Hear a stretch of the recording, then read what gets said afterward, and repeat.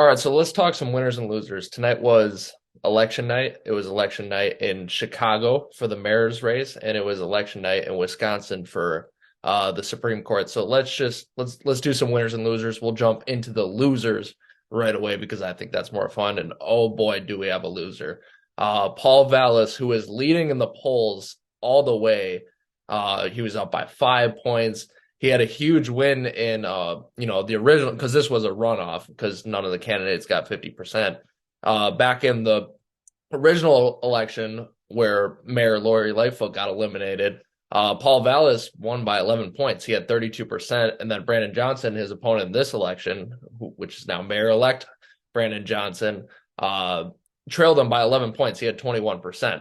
So that means that Brandon Johnson got pretty much all the Lightfoot voters, all the Troy Garcia voters, who was the progressive in the race, they all went towards Brandon Johnson. Pretty much all of them did. Vallis got very little improvement from the numbers he originally had. So, man, do we have a loser in Paul Vallis? He was leading all the way in the polls, and it looks like he's 99% in. He's down by 3 points. That's probably about what he's going to lose by.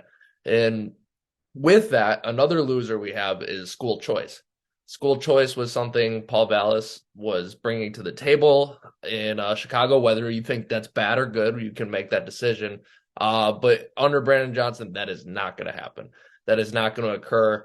That was a Paul Vallis policy. He's been working in schools, school boards for over 30 years. And with Brandon Johnson, that's not going to happen because he is definitely to the left, and the left wants to fund public schools. So you can say goodbye to that. And then moving to the Wisconsin race, we got one more big loser, and this might be the biggest one because right now Daniel Kelly, who is running as the conservative against Janet Protasiewicz, better learn how to say that name because she's going to be the next justice for Wisconsin, and she was up by 10 points last I checked with 81% in. So I think the huge loser is just GOP messaging. They had no message for the abortion attacks.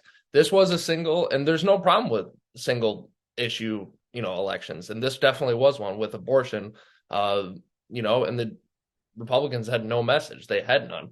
The law in place right now leaves, no exceptions for anything.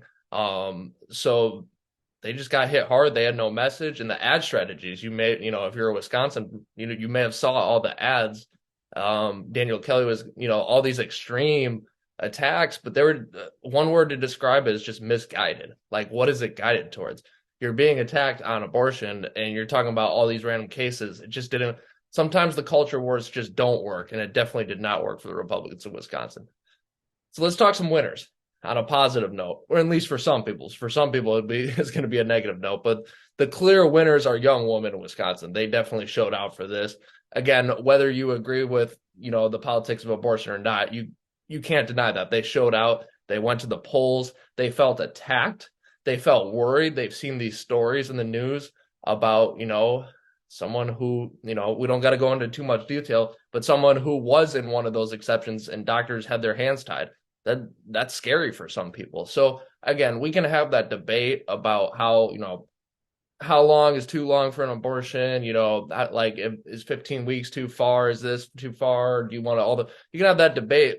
Young women were definitely motivated. Some of them were probably very scared. So huge win for them.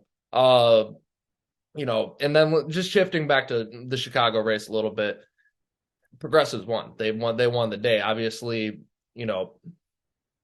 Paul Vallis was endorsed. He was endorsed by Dick Durbin, who was the senator for Illinois. A little more establishment, but Brandon Johnson, he was endorsed by Bernie Sanders, Elizabeth Warren, like a ton of progressive activists. And I think, that pushed him to the finish line. Brandon Johnson. And, it's going to be interesting to see what policies he does. Now, they say he's the progressive. So what policies is he going to implement in Chicago? I've heard he has a very kind of out there tax plan. Is he going to put that in?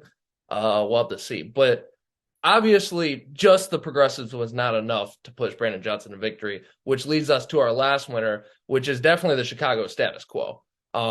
Because Lightfoot voters showed out and they voted for Brandon Johnson.